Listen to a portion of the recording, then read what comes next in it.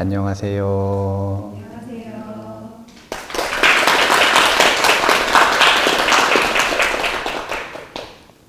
이완 반응을 교재로 두 번째 하는 시간이거든요. 지난 시간에 첫 번째 시간에 6주 동안 우리가 꼭 알았으면 좋겠다라고 하는 것은 하나였어요.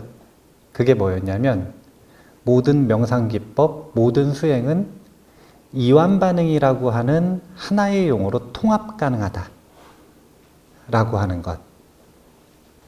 그 다음에 두 번째는 이걸 이해하고 끝나는 게 아니라 그 6주간의 실습을 통해서 이완 반응을 꼭 경험해 보셨으면 좋겠다라는 것.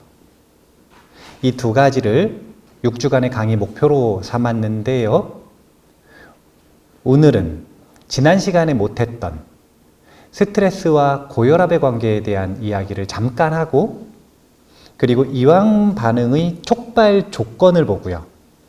이걸 보면 이제 오늘부터 이완 반응 훈련을 어떻게 해야 되는지에 대해서 힌트를 얻으실 수 있을 거고, 그리고 세 번째로 이완 반응이라고 하는 것이 가져다주는 이익을 간단하게 정리해서 살펴보는 시간을 가지도록 하겠습니다. 지난주에 첫 번째 시간이 토요일이었잖아요.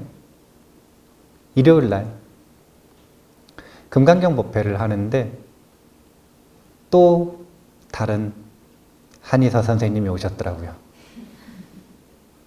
그래서 끝나고 나서 차를 마시려고 하다가 말고 닷상 앞에 누워가지고 진맥을 또 했는데, 이제 이 한의사 선생님이 2시간 반, 3시간 동안 제가 강의하는 걸 지켜보시더니 아주 재밌게 잘 듣기도 하셨지만, 이제 오늘은 건강을 체크하러 오신 목적도 있으시잖아요. 그러니까 제 얼굴을 계속 살피셨다 그러더라고요.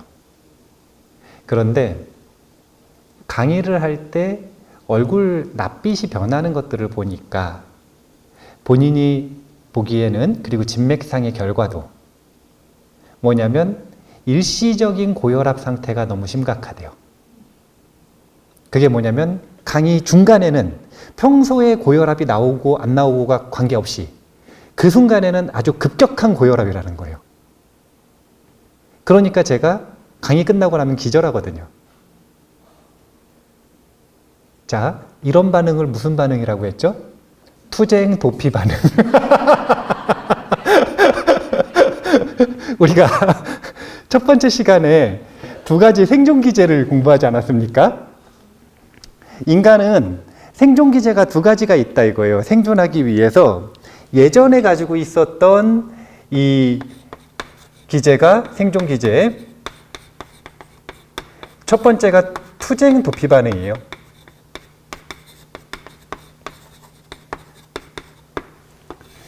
이것은 우리의 몸을 긴장하게 해요. 호르몬은 아드레날린이 나옵니다. 아드레날린 계열의 호르몬들이 쭉 나와요. 그런데 이 투쟁 도피 반응은 생존이 가능하게 했지만 행복하게는 못했어요. 그런데 우리는 현대에 와서는 어느 정도 다 생존이 보장받았나요? 안 받았나요? 예전에 비하면 지금은 천국 같은 곳이거든요. 다 생존이 보장을 받은 거나 마찬가지예요. 그러면 이제는 생존을 추구하는 게 아니라 뭘 추구해야 되냐면 행복을 추구해야 되는데, 행복을 추구할 때는 이 투쟁 도피 반응이 크게 도움이 안 되더라. 오히려 부작용만 많더라 이거예요. 그래서 사람들이 이 투쟁 도피 반응이 만드는 스트레스로 인해서 심인성 질환이라고 하는 만병에 노출되는 겁니다. 허버트 벤슨 박사는 이 투쟁 도피 반응과 상대되는 다른 하나의 생존 기제를 이름 붙였는데, 그걸 뭐라 그러냐면 이완 반응이라 그래요.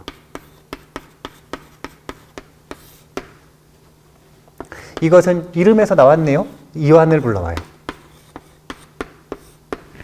제가 지난 시간에 호르몬도 간단하게 소개시켜 드렸죠. 이 이완 반응이 시작되면 가바라고 하는 호르몬이 처음에 나올 것이고, 그것이 깊어지면 엔돌핀 계열의 호르몬들이 나오게 될 거예요. 이것은 긴장과 이완의 균형을 맞춰주는 역할을 한다. 여기까지 우리가 두 가지 생존 기제에 대한 공부를 한 겁니다. 지난 시간에 공부를 했어요. 오늘도 아침에 이제 제자 모임은 일주일에 한 번씩 인터뷰를 하거든요. 근데 그 제자 모임 인터뷰가 끝나고 나서 마침 이 담당자 법우님이 요 맥파 측정하는 측정기를 가져왔더라고요. 오늘 측정하자고. 하필이면 그때.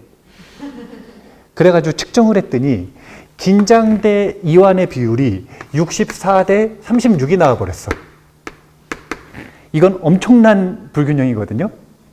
엄청난 긴장 우위.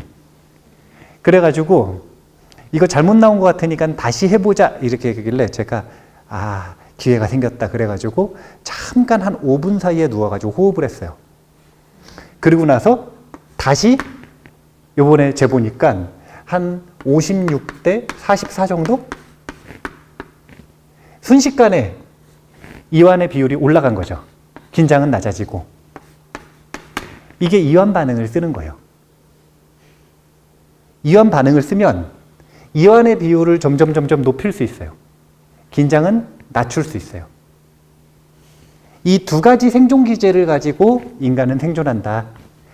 투쟁 도피 반응은 경쟁, 다툼, 그리고 생존 이런 것들의 용도가 있고, 이완 반응은 생존이 목적이 아니라 자신의 마음을 평화롭고 행복하게 하는데 큰 도움을 준다.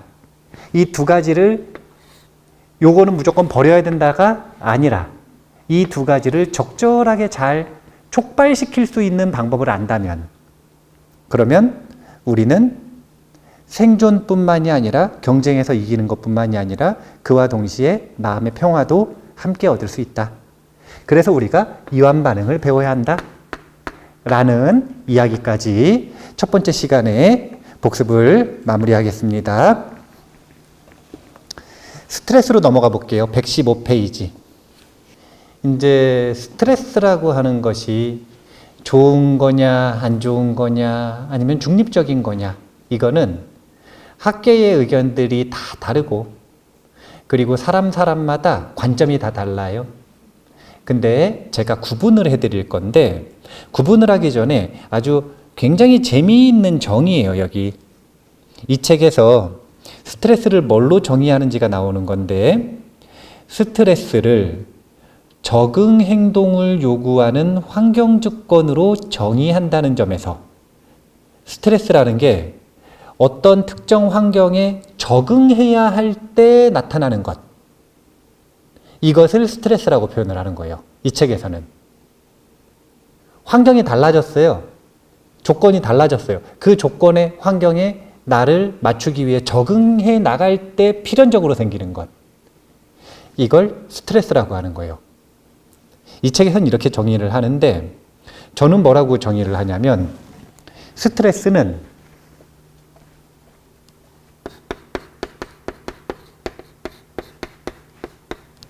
만병의 근원 아니고요.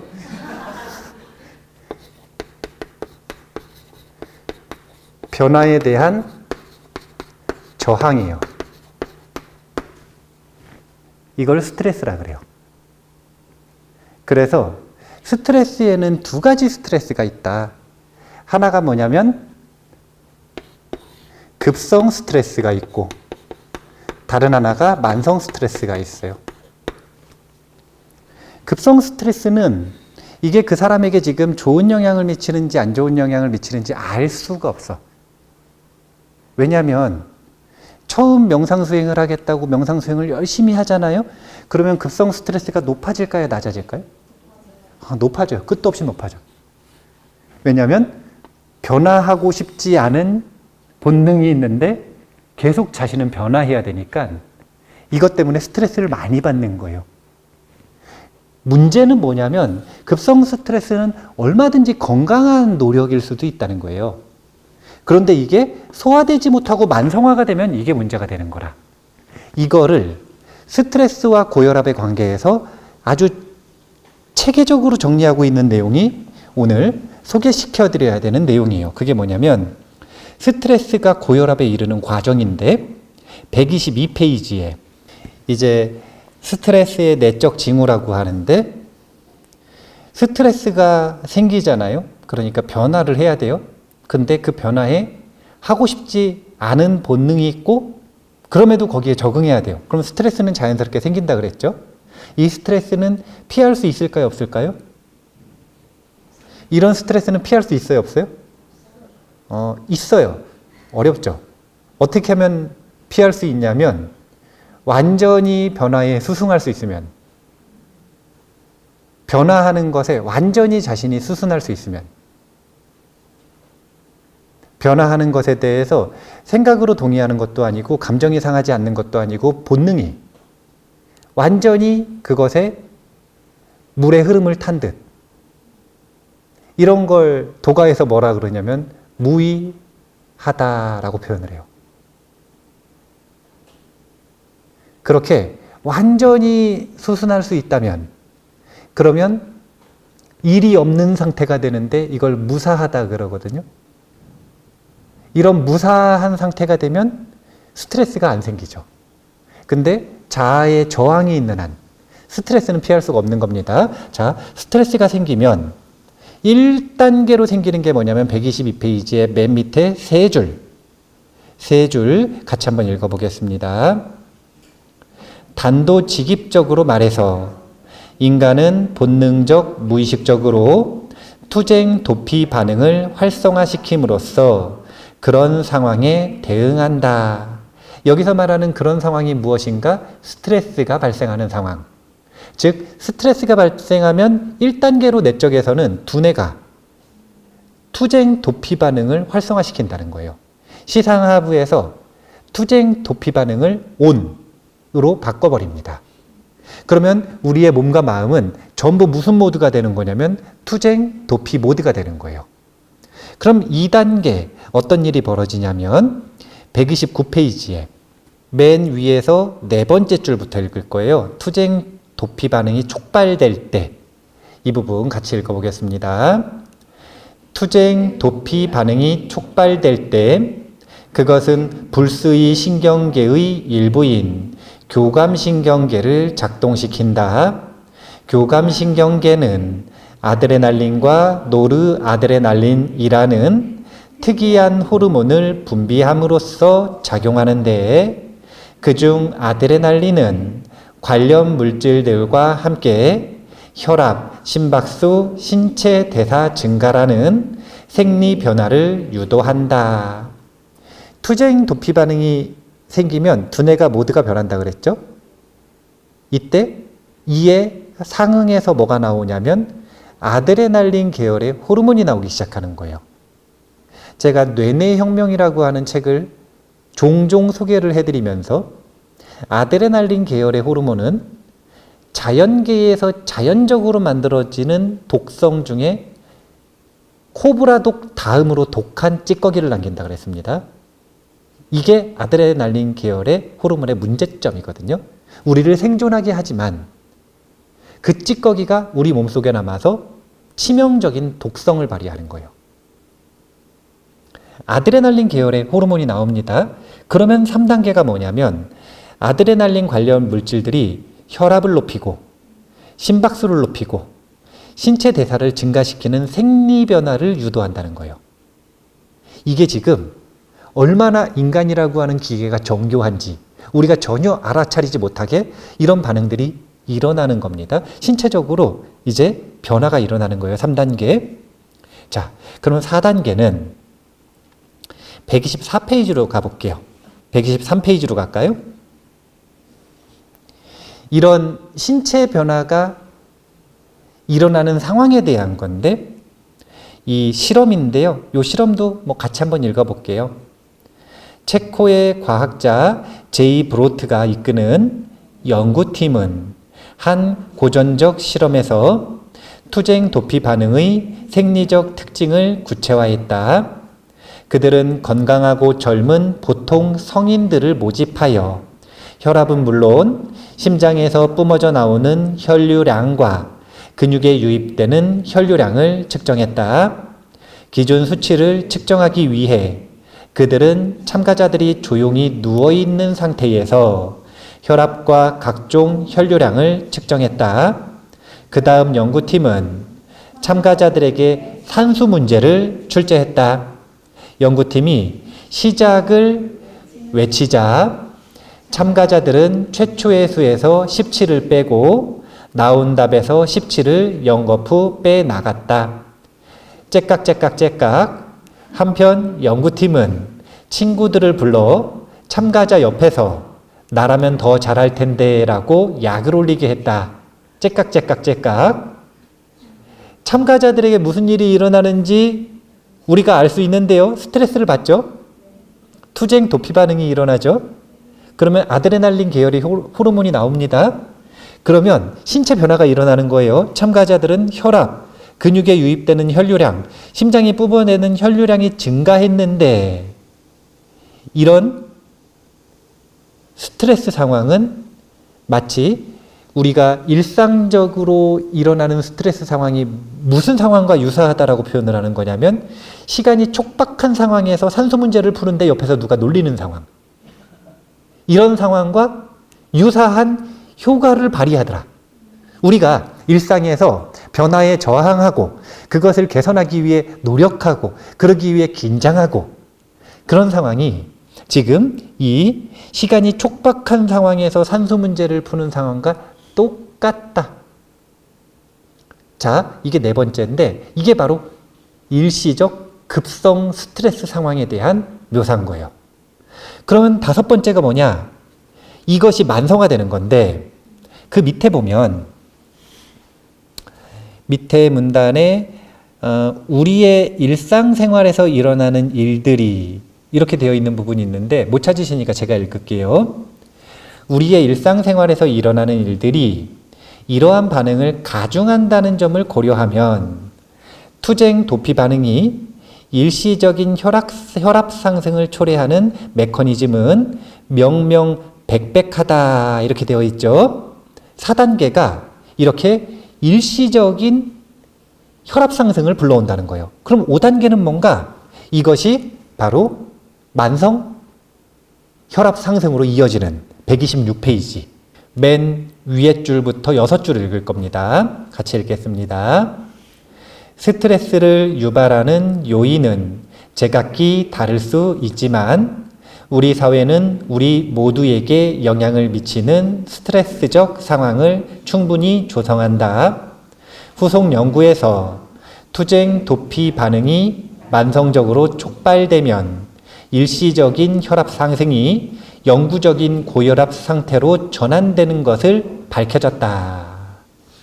그러니까 일시적인 혈압 상승과 만성적인 혈압 상승은 뭐하고 메커니즘이 똑같다는 거냐면 급성 스트레스와 만성 스트레스로 이어지는 이 메커니즘과 똑같다는 거예요. 이 중간에 무슨 일이 일어나냐면 스트레스를 받는 순간 투쟁 도피 반응이 켜지고 그러면 호르몬 아드레날린이 나오고 이것이 생리 변화를 불러일으켜서 이것이 일시적인 아주 높은 스트레스 상황을 만든다는 거예요.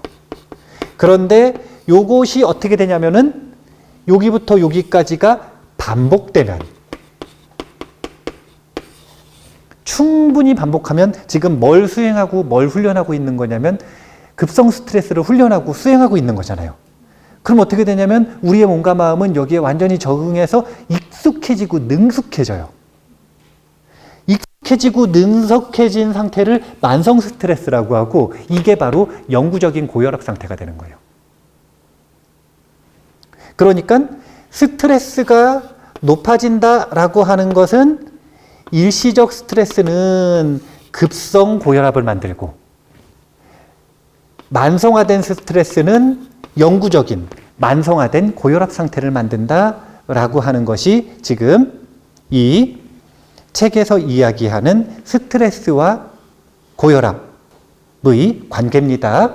지금 투쟁 도피 반응이 어떤 문제를 불러일으키는가라고 하는 것에 대한 이야기를 하고 있는 거예요. 신체적으로, 정신적으로 병적 상태를 유도한다. 이렇게 보시면 되는 겁니다. 먹고 살려고 열심히 노력했더니 몸과 마음이 점점 망가지더라. 그래서 해답으로 제시하는 게 바로 이 이완 반응이에요. 우리가 투쟁 도피 반응의 촉발 조건을 공부하듯이 이완 반응도 촉발시킬 수 있는 조건들이 있거든요. 이완 반응의 촉발 조건 220페이지 한번 보도록 하겠습니다. 220페이지에 보면 이완 반응의 4가지 기본 요소 이렇게 되어 있습니다. 하나하나 한번 간단하게 살펴보겠습니다. 1번은 조용한 환경이래요. 조용한 환경. 자, 이 밑에 한 문단 같이 읽어보겠습니다. 이상적으로 당신은 가능한 한 집중을 방해하지 않는 조용하고 평온한 환경을 선택해야 한다. 기도실과 같이 조용한 방이 적당하다. 조용한 환경은 잡념을 쉽게 제거함으로써 단어나 구절을 효과적으로 반복하는 데 도움이 된다. 해야 하는 것은 그 뒤에 있는 단어나 구절을 효과적으로 반복하는 게 본수행인데 그 본수행을 하기 위해서 조용한 환경에서 하는 것이 훨씬 유리한 조건이라는 거예요. 이제 명상수행을 해보겠다라고 하면 배워서 집에서 하는 경우도 있지만 자발적으로 그거 말고 수행처에 가가지고 대중들이 함께 하는 경우도 있거든요. 그러면 진지한 수행 집단일수록 예민해요. 옆에서 바스락거리면 원수 될 수 있어요. 왜냐하면 조용한 환경이 유리하니까. 자기는 조용한 환경에서 고요히 이완 반응의 성취를 위해서 왔는데 옆에서 자꾸 바스락거리고 시끄럽게 해요. 쩝쩝쩝쩝 그러고 그러면은 기분이 나쁠 수 있어요, 없어요? 있죠. 특히 그 명상 수행에 대한 욕구가 얼마나 강력하고 여기에 얼마나 많은 자신의 무엇인가를 걸고 있느냐 이것에 따라 예민해집니다. 예민해져요. 올바르다고 얘기를 하는 건 아니에요. 그건 올바른 반응은 아니에요. 그런데 분명한 건 처음 이완 반응을 연습할 땐 시끄러운 곳에서 하는 것보다는 조용한 환경에서 하는 게 분명하게 도움이 된다는 걸 이야기하고 싶어서 그래요. 왜 올바르지 않다라고 얘기하는 거냐면 그렇게 목숨 걸고 수행할 만큼 진지하게 올 정도가 됐으면 사실은 조용하지 않아도 할 수 있어야 되거든요. 그래서 올바르지 않다라고 이야기를 하는 거예요. 어쨌든 조용한 환경은 정말 중요한 요소이다. 1번. 그 다음 페이지에 2번. 정신적 장치가 있습니다. 한 문단 다 읽어볼게요. 괜한 논리적 외향적인 생각에서 벗어나려면 지속적인 자극을 제공하는 정신적 장치가 필요하다. 정신적 장치의 내용은 하나의 소리, 단어, 구절을 조용히 또는 커다랗게 반복하는 것일 수도 있고 하나의 대상을 뚫어지게 바라보는 것일 수도 있다. 이완 반응을 촉발할 때 직면하는 대표적 애로사항이 정신적 방황인데 하나의 단어나 구절을 반복하면 꼬리에 꼬리를 무는 잡념의 사슬을 끊을 수 있다. 소리나 단어를 반복할 때는 눈을 감는 게 일반적이지만 어떤 대상을 응시할 때는 당연히 눈을 떠야 한다. 호흡의 통상적인 리듬에 주목하는 것도 유용한데 그 이유는 소리나 단어를 반복하는 데 도움이 되기 때문이다. 정신적 장치는 이제 이런 걸 뭐라 그러냐면은 집중 대상이라 그래요.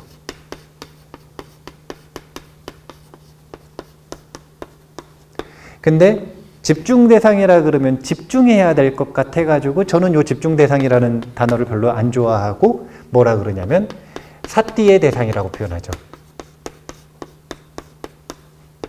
그리고 이런 것들 뭐라 그러냐면 수행주제라 그래요. 이런 것들을 뭐라 그러냐면 마음의 일이라 그래요. 그런데 분명한 건 마음을 어디다 둘지 결정해야 된다는 거예요. 이게 이완 반응의 가장 중요한 핵심이에요.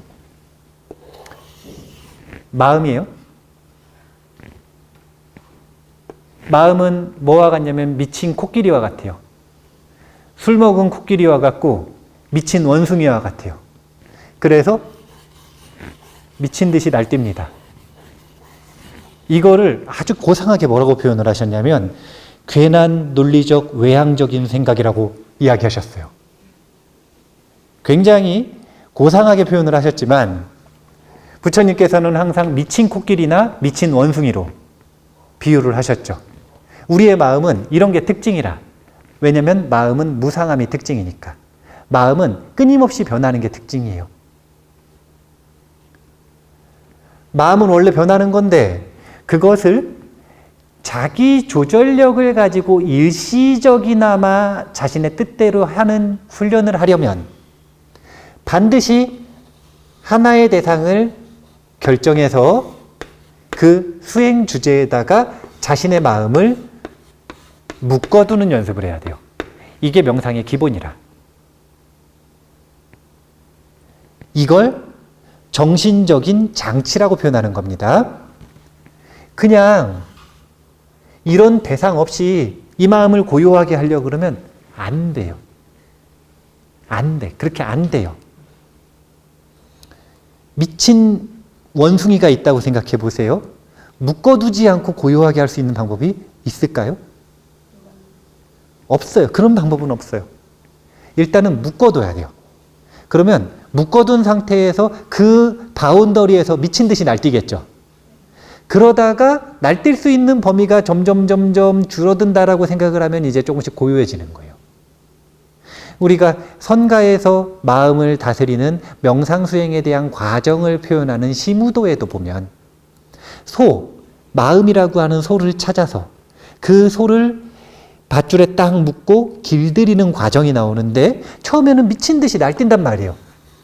근데 묶어도 있는 이 사띠의 대상, 중심점이라고 하는 정신적인 장치 이것 때문에 점점 고요해지는 거예요. 그런데 문제가 뭐냐면 고요해지기 전까지 이 마음을 어떻게 다스릴 것인가 라고 하는 게 지금 세 번째 조건으로 나오는 겁니다. 세 번째 조건이 뭐냐면 수용적 태도인데 이 밑에 있는 네 줄만 같이 읽어볼게요.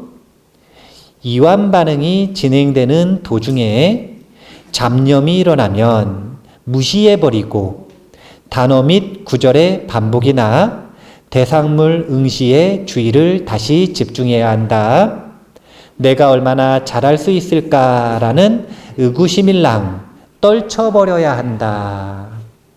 자, 여기 지금 너무 복잡하니까 다시 보면 마음이고 중심점이에요. 자, 이 중심점을 예를 들어서 호흡이라고 해볼게요. 호흡을 보기로 결정했어요. 5분만 딱 해보자. 5분 동안 호흡을 딱 보고 있는데 딴 생각이 5분 정도는 안 나고 하실 수 있어요? 아니면 딴 생각이 나요? 네, 5분 정도는 하실 수 있으면은 이제 이 전 세계 1% 정도 되시는 건데 평균적인 사람들이 중심점에다가 자신의 마음을 묶어둘 수 있는 시간은 10초 이내. 10초 이내. 1초, 2초 이런 분들이 이제 주의력 결핍장애 이런 분들인 거고 평범한 사람들은 한 10초 정도. 그래서 처음 명상 수행을 시작할 때는 자신의 마음을 하나의 중심점에 두고 30초 정도 지나면 이제 본격적으로 그 다음 명상을 할 수 있는 기본기가 됐다라고 평가하거든요. 원래 한 10초 정도 되는데. 그러면 10초에서 30초까지 연습을 하는 동안에 이동안 느낌으로 가고 생각으로 가고 감각으로 가고 본능으로 가고 온갖 곳으로 다 이렇게 자신의 생각이 간단 말이에요. 주의력이. 그러면 이 주의력들을 전부 뭐라고 이름을 붙이는 거냐면 방해물이라고 이름 붙이는 거예요. 그러면 이 방해물을 어떻게 처리할 것인가?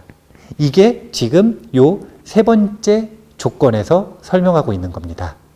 첫 번째는 어떻게 하라 그랬냐면 이쪽으로 내 주의력을 뺏겼으면 이게 뭔지 궁금하고 왜 일어났는지 그런 거 따져야 돼요? 아니면 그냥 무시해야 돼요? 여기 무시하라고 나오잖아요. 나중에 가면 관찰하게 해요. 나중에 가면. 그 나중에 최소한의 조건이 뭐냐면 30초 정도는 자신이 원하는 곳에다가 삿대를 둘 수 있을 때. 그러면 이제 관찰할 수 있는 기준을 통과했다. 이렇게 말할 수 있어요. 근데 30초도 자신이 원하는 데다 마음을 묶어두지 못하면 아직까지 미친 원숭이에서 벗어나지 못한 거예요. 이제 한 30초 정도 되면 미친 원숭이에선 벗어나서 원숭이가 된 거고 거기에서 벗어나가지고 이제 완전히 자신의 마음을 자신이 원할 때 자신의 뜻대로 둘 수 있게 되면 이제는 원숭이에서도 벗어나는 거죠. 인간이 그런 식으로 정신문화가 발전해 온 거 아닙니까? 그런데 요 방해물은 어떻게 처리하는가? 여기 지금 딱 나왔어요. 어떻게 하는 거냐면 그냥 방해물로 내 주의력을 빼앗겼다라는 걸 알아차리는 순간 무시하고 중심으로 되돌아온다. 그러면서 반드시 주의해야 되는 점 한 가지가 있어요. 그게 뭐냐면 자꾸 자기를 평가 좀 그만하라는 거예요. 그렇게 평가를 하고 싶어하고 그렇게 1등을 하고 싶어해요. 명상 수행할 때도 똑같더라고요. 그래서 어떻게든 자기가 제일 먼저 진도를 빼고 싶고 가장 잘한다라는 걸 스스로에게 증명하고 싶고 그래서 성과를 자꾸 보이고 싶으니까 어떻게 하냐면 내가 잘하나 못하나를 끊임없이 살펴보는 거예요. 근데 그 살펴보는 건 뭐냐면 방해물이라. 중심점 외에는 다 방해물인 거예요. 중심점이 뭐였냐면 호흡을 보기로 했죠. 아주 거룩한 생각이 나요. 무슨 거룩한 생각이 났냐면 세상을 어떻게 도울까 막 생각을 하고 있어요. 이 명상 시간만 끝나면 바로 가가지고 내가 그걸 해야겠다. 다 망상이에요. 예를 들어서 자기가 불자예요. 근데 호흡을 하고 있는데 부처님에 대한 신심이 막 생겨요. 그거는 망상이에요. 그건 망상이니까 중심점으로 돌아와야 돼요. 이걸 넘어서 가지고 호흡을 보고 있는데 부처님께서 오셨어. 그래가지고 어떻게 하냐면 마정수기를 주시는 거예요. 선사들이 뭐라 그러셨냐면 칼로 부처님 목을 베라 그랬습니다. 망상이에요. 그거는 마왕이 그 사람의 수행을 방해하기 위해 온 거예요. 중심점을 정했으면 그것만 중심점이고 나머지는 전부 다 방해물이에요. 그래서 중심점을 대하는 원칙은 딱 하나. 그냥 여기에다 마음을 둔다. 이게 전부고 두 번째, 방해물을 처리하는 방법도 단 하나. 무시하고 돌아온다. 이것만 가지고 이완 반응의 훈련을 하는 겁니다. 세 번째가 수용적 태도인데 이렇게 방해물로 주의력이 뺏기는 것이 너무 당연한 것이기 때문에 그걸 수용해야 된다는 뜻이 있고요. 잘하려고 하지 말고 못하는 게 당연하니까 그냥 그거 잘하나 못하나 거기 실망하지 말고 해야 되는 마음의 일, 중심점으로 되돌아가는 것만 반복하라는 이야기입니다. 이게 세 번째 수용적 태도고요. 네 번째 같이 한번 읽어보겠습니다. 전부 읽을게요. 편안한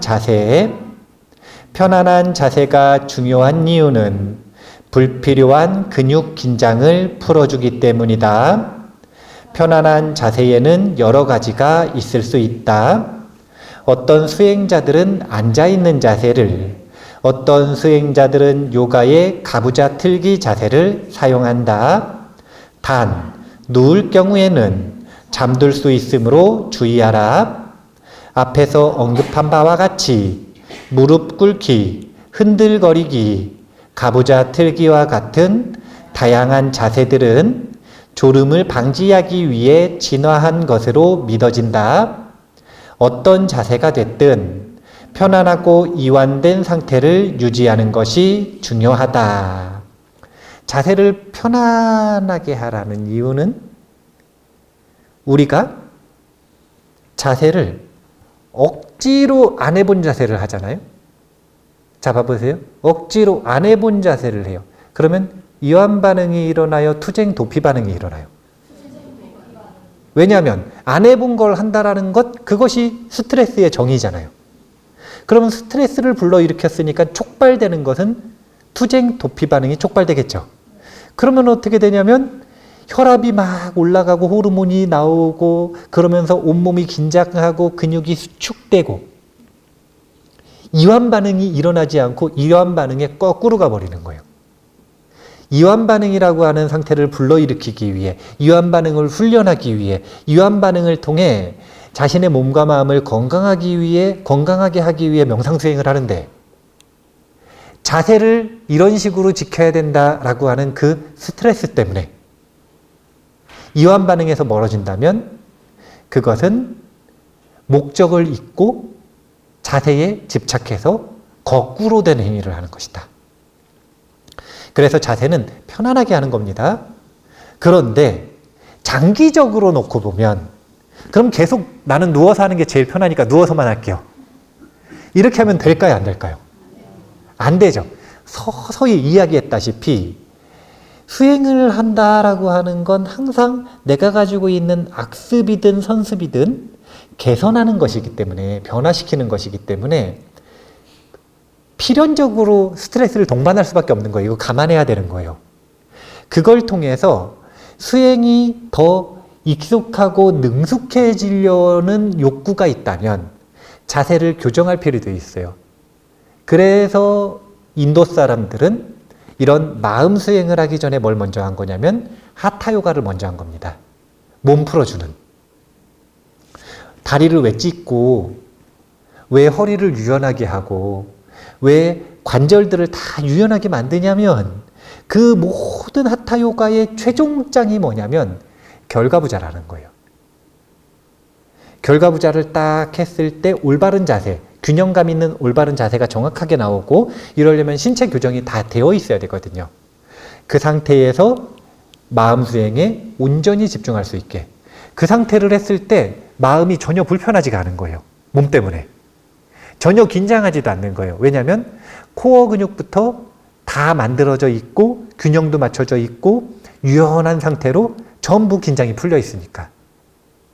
그러면 이제 1시간이고 2시간이고 나중에는 하루, 이틀, 7일까지도 앉아가지고 명상수행을 할 때 더 이상 몸이 마음을 방해하지 않게 되더라. 이건 나중 문제고요. 이완 반응을 처음 연습하실 때는 편안한 자세를 가지고 하는 겁니다. 자, 정리하면 첫 번째는 조용한 환경에서 하는 게 좋고요. 두 번째는 정신적 장치를 결정해야 된다는 거예요. 사띠의 대상을 결정해야 돼요. 갈 곳 없으면 안 됩니다. 어디다가 이렇게 말뚝 박는지를 정확하게 정해야 돼요. 그리고 그 말뚝 박아놓은 정신적 대상에서 벗어난 것은 모두 방해물이니까 그것을 처리하는 원칙을 정확하게 실천하는데 수용적인 태도로 해야 된다는 거예요.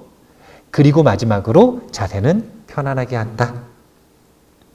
이렇게 4가지 조건이 하나, 둘, 셋, 넷 갖춰지면 갖춰질수록 이완 반응은 촉발되더라.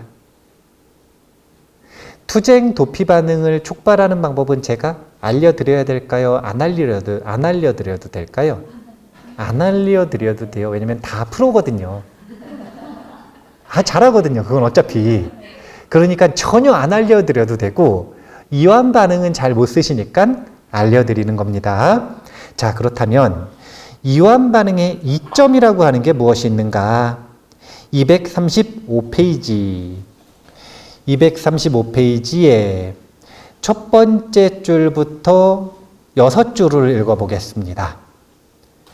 우리의 몸은 투쟁하거나 도피할 준비가 되어 있지만 이러한 준비가 늘 유용한 것은 아니기 때문에 불안증, 고혈압 관련 질환을 초래하는 원인이 된다는 것이 나의 지론이다. 이완 반응은 투쟁 도피 반응의 바람직스럽지 않은 징후를 상쇄하는 천연 균형추를 제공한다. 자, 다시 묻겠습니다. 투쟁 도피 반응. 이거 나쁜 거예요? 그런 거 아니에요. 그런 거 아니에요. 지금 당장 투쟁 도피 반응, 긴장하는 거고요. 이런 걸 뭐라 그러냐면 열심히 노력 기제를 쓴다라 그래요. 이렇게 열심히 노력하는 것, 긴장해가지고 집중하는 것, 이 투쟁 도피 반응을 활용하는 것, 이거 당장 못 쓰게 하면 우울증 걸려. 자기가 살아온 모든 습관을 부정하는 거니까요. 그리고 그럴 필요도 없어요. 이거 없으면 생존을 못해요. 그래서 이건 반드시 필요한 건데 상황에 어울리게 써야 된다는 거예요. 투쟁 도피 반응이 필요할 땐 당연히 투쟁 도피 반응을 써야죠. 그런데 그렇지 않을 때는 이걸 얼마든지 꺼버릴 수 있도록 자기 조절이 되어야 된다는 거예요. 그리고 그 자기 조절은 촉발되는 조건을 분명하게 알고 그것을 조절하는 훈련을 통해서 이루어지는 거예요. 이거는 그냥 내가 긴장 그만하고 이완해야지라고 두뇌에 명령 내린다고 되는 게 아니에요. 그런 식으로 되는 게 아니에요. 투쟁 도피 반응을 일으키는 조건을 꺼버리고 이완 반응의 조건을 킨다. 이런 방식으로 되는 겁니다. 자, 첫 번째는 저 투쟁 도피 반응을 긴장을 이완과 조율하는 천연 균형추 역할을 한다. 이게 총체적인 이익이라고 볼 수 있고요. 이거를 심리적인 이점과 신체적인 이점 그리고 습관의 변화로 나눠서 보면 231페이지에 먼저 심리적인 이점 불안함을 줄여준다라는 것인데요. 231페이지 맨 밑에 같이 한번 읽어보겠습니다. 맨 밑에까지 다 읽을 거예요. 이완 반응은 나의 삶에 많은 변화를 가져왔다. 그것은 나를 신체적, 정신적으로 느긋하게 만들었을 뿐 아니라 나의 성격과 생활 방식이 바뀌는데 기여했다. 즉, 나는 더욱 차분하고 개방적인 성격이 되었으며 특히 생소하거나 잘 모르는 것을 수용하는 태도를 취하게 되었다. 나는 인내심이 늘어났고 심신이 건강해지면서 신체적 건강과 스태미너에 대한 열등감을 극복했다.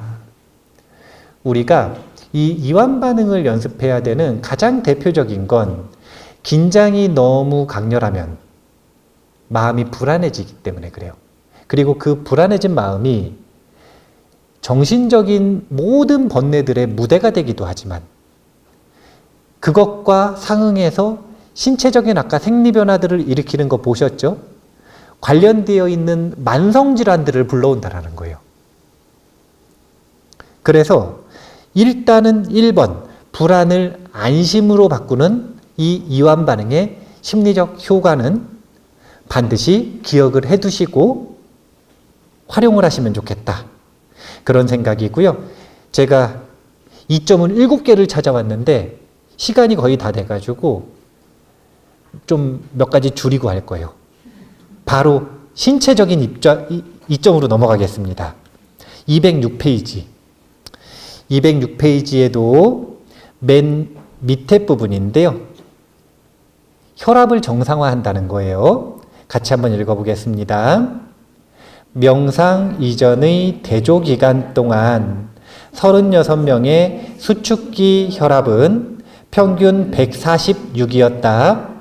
그에 반해 여러 주 동안 이완 반응을 규칙적으로 촉발한 후 참가자들의 평균은 137로 하강했다. 이것은 참가자들의 혈압이 경계 고혈압에서 정상 혈압의 범위로 떨어졌음을 의미하며 9라는 차이는 통계적으로 유의미했다. 혈압이 보편적으로 떨어지는 효과가 있었다. 라는 게 지금 이 이완 반응의 신체적인 이점의 근본으로 제시를 하는 거고요. 이 근본으로 인해서 어떤 효과가 일어나는 거냐면 21페이지에 맨 위에 문단에 세 줄을 읽어볼 거거든요. 같이 읽어보겠습니다. 이완 반응은 고혈압뿐 아니라 두통, 부정맥, 월경 전 증후군, 불안증, 경도 중증도 우울증의 치료에도 효과가 있는 것으로 밝혀졌다. 지금 여기에 나오는 고혈압, 두통, 부정맥, 월경 전 증후군, 불안증, 그리고 우울증. 이것이 전부 호전되는 원리는 다른 게 아니라 지금 그 고혈압이 낮아지는 것과 같은 원리인 거예요. 스트레스가 소화되니까 여기에 상응하는 신체 반응들이 호전되는 겁니다. 그래서 사실은 어느 순간부터 심인성 질환이라고 하는 단어가 우리에게 보편적으로 쓰이기 시작했는데, 예전에는 심인성 질환 이런 말 사면은 위약 효과, 미신이라 그랬어요. 미신. 근데 요즘에는 만병의 근원이 스트레스라고 하는 걸 그냥 의학계에서 인정을 하잖아요. 그렇다면 그 스트레스를 다루고 소화시키고 낮출 수 있는 이완 반응이라고 하는 게 신체적으로 정신적으로 아주 보편적인 이익을 주는 건 너무 당연한 거죠. 정상 범위에서도 그렇고요. 아주 강력한 중독 치료에도 효과가 있는 것으로 밝혀지는데 213페이지. 이제 중독 치료에도 아주 유용한 변화가 있는데 맨 위에 문단 같이 읽어볼게요. LSD 사용의 감소는 훨씬 더 뚜렷했다. TM을 수행하기 전에는 약 900명이 LSD를 사용했는데 그중 433명은 중증도 내지 고도 사용자였다. 그러나 명상을 시작한 후 3개월 동안 233명이 LSD를 계속했고 22개월 후에는 그중 97%가 LSD를 포기했다. 다른 환각제의 경우에도 현저히 감소했다라고 하는데 LSD라고 하는 이게 마약의 일종인가요? 환각제의 일종인데 이것을 사용하는 사람들이 이 TM 명상에 지원했었던 900명 중에 이 900명인가요? 네, 900명이 LSD를 사용했고 그 중에 중증 또는 고도 사용자, 즉 중독이 심한 사람들이 433명이었다는 거예요. 3개월 동안 명상을 했더니 900명이 233명으로 줄었고 그러면은 나머지 667명은 중독 상황에서 벗어났다는 거죠. 22개월을 했더니 97%가 중독 상황에서 벗어났다는 거예요. 그러니까 무조건 명상을 하는 걸 말하는 게 아닙니다. 이완 반응을 촉발시키는 명상. 이거는 뭘 구분한 거냐면 명상을 하기는 하는데 마음의 일을 정확하게 모르고 하면 어떤 일이 벌어지냐면 그냥 졸거나 아니면 긴장해서 버티기를 하거나 그러면 크게 효과가 없어요. 이완 반응을 정확하게 촉발시킨다라고 하는 게 명상이 성과가 나기 시작한다는 의미거든요. 명상을 해서 명상에 성과가 나기 시작하면 분명히 중독 치료에도 도움이 된다. 다만 한 번 했다고 지금 중독이 치료된다는 거예요? 안 된다는 거예요? 안 된다는 거예요. 열정적으로 3개월 정도 했더니 900명 중에 233명만 남고 나머지는 호전됐고 22개월을 했더니 97%가 중독되어 있던 LSD를 포기했다. 그러니까 이 기간도 눈여겨서 보셔야 됩니다. 하루아침에 명상하면 다 되겠지. 그런 건 절대 아니에요. 22개월을 한다라고 하는 건 쉬운 일이 아닙니다. 네. 하지만 22개월 동안 약물 치료를 한 것과는 현격한 차이를 보이는 거죠. 약물 치료를 가지고는 증상을 억제할 수는 있지만 이렇게 완치시킬 수가 없어요. 그런데 97%가 자발적으로 중독되어 있던 마약을 포기했더라. 시간이 다 됐어요. 사실은 시간이 넘었어요. 정리하겠습니다. 어떻게 정리할 거냐면요. 이렇게 정리할 거예요. 자, 이완 반응이라고 하는 건 무엇인가? 이완 반응은 우리는 6주 동안 이것을 뭐라고 할 거냐면 명상이라고 할 거예요. 이완 반응을 명상이라고 하는 단어와 합일시킬 겁니다. 합일시킬 거예요. 그런데 이완 반응의 효과를 보니까 천연균형추 이렇게 표현을 했죠. 무슨 뜻이냐면 긴장과 이완을 균형을 맞춰주는데 그것을 투약 없이 인위적인 투약 없이 긴장과 이완을 조율시켜주는 역할을 한다. 고혈압 약을 먹지 않아도 스트레스에서 벗어나기 위해 약을 먹지 않아도 그것을 균형을 맞춰주는 역할을 하는 게 이완 반응이자 명상이다라고 하는 내용 봤고요. 그리고 요 단어가 아주 중요한데 기존에 저하고 같이 공부하셨던 분들은 초전법륜 이야기를 자주 듣잖아요. 그러면 거기에 보면 중도라고 하는 게 나와. 중도. 근데 이 중도가 이론적, 철학적인 중도가 있고 그거 말고 실천적인 중도가 있다고 제가 자꾸 이야기합니다. 이 실천적인 중도의 내용, 본질이 뭐냐면 다른 게 아니라 긴장과 이완을 조율하는 거예요. 수행자는 이걸 고혈압 문제가 생겼을 때만 하는 게 아니라 매일, 매순간 자신의 몸과 마음이라고 하는 악기를 조율하듯이 항상 하는 걸 수행자라 그래요. 즉 이완 반응은 실천적 중도를 연습하는 초석이 된다. 그래서 이걸 통해 뭐가 이루어지는 거냐면 바로 몸과 마음의 컨디션을 조절하는 거고 그 결과물이 뭐냐면 경안이라고 하는 상태예요. 부처님께서는 수행을 하기 전에 몸과 마음이라고 하는 도끼예요. 도끼. 수행을 한다라고 하는 건 도끼질을 하는 거예요. 번뇌를 도끼질을 해서 끊어야 될 거 아니에요.